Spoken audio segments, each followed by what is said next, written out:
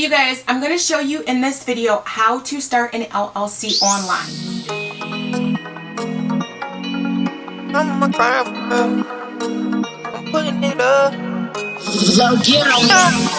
Hey you guys, my name is Renee Parkson. In this video, I am going to show you how to start an LLC online. Now, you don't need any prior experience to establish your LLC, and you don't have to pay someone hundreds of dollars to establish it for you.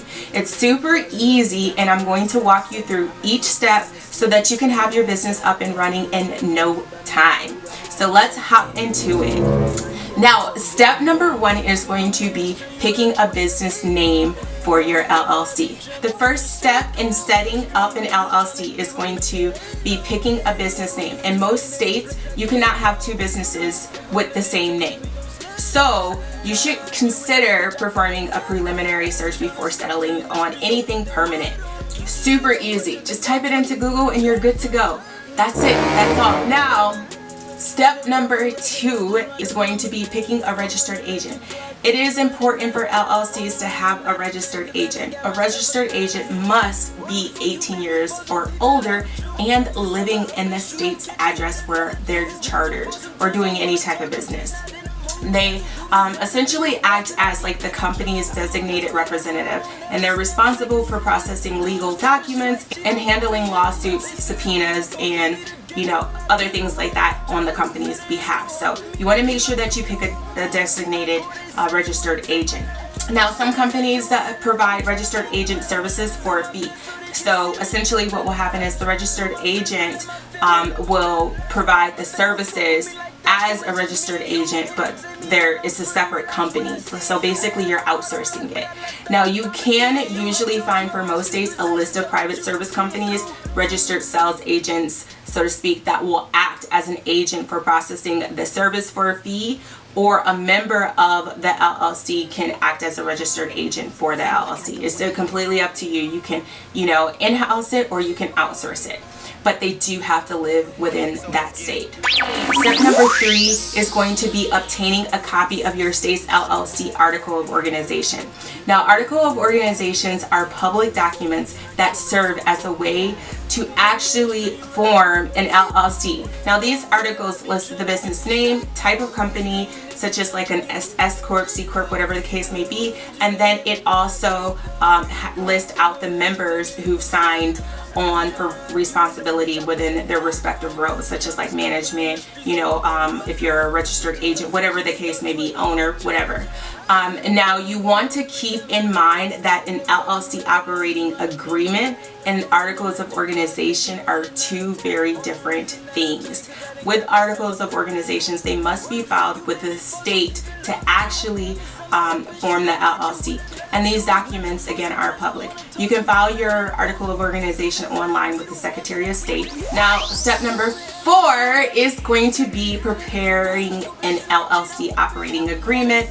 The LLC's operating agreement is a crucial document that defines the ownership and obligations of your limited liability company. Now, most states don't actually require you to have an operating agreement, but it's always best practice just to have it in place so that there's a clear understanding as to the rules and the rights and responsibilities of each member of the organization.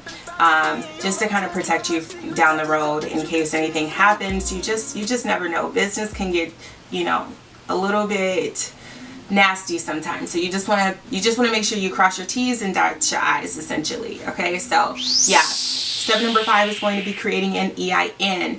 Once the LLC formation documents have been filed and approved, the state will then issue out certification or confirmation, or email you confirmation letting you know that your LLC is official. After you received confirmation of your LLC formation, you can then obtain a tax identification number, or a TIN. If the LLC has more than one member, it is required to obtain its owner employer identification number. So TIN and EIN is kind of like similar, just basically is defined essentially based off of how many members or how many employees the company has. So, so if you form a single member LLC, you are only required to obtain an EIN. If the LLC has employees, or if you file to tax as a corporation instead of a sole proprietorship, you can then apply for an EIN by completing an online EIN application on the IRS.gov website. Super easy process.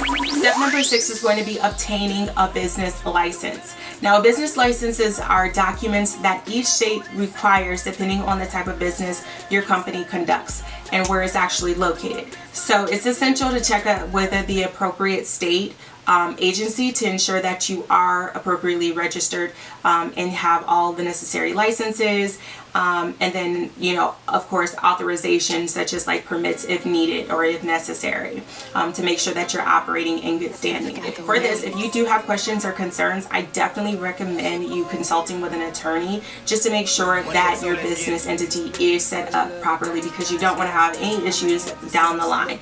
Now, most business entities require either a business license or a permit. So, for example, if you're opening a brick and mortar business, you may be required to obtain a license before conducting any type of business on the property. You may also need a permit, and sometimes the permits are used for like fire hazard safeties, or if you're like doing like some type of restaurant and you need like a food handler's permit or whatever the case may be. Again, check to make sure you know that you're in good standing before operating, because you don't want to have to worry about any lawsuits down the line. Another example would be if you operate as like a retail business, you sell products to consumers or other businesses. You'll need to obtain a business license to collect sales tax from customers. It's also good to have a business license because it allows business owners to exempt from paying tax on items purchased for resale, in case you didn't know that. So in most of the cases, suppliers or manufacturers, they'll actually require business owners to have a wholesale license before selling the items at a discounted price. Now, for more information on the different types of business licenses, visit my Instagram page at renee.parks. Okay, so that is it, you guys.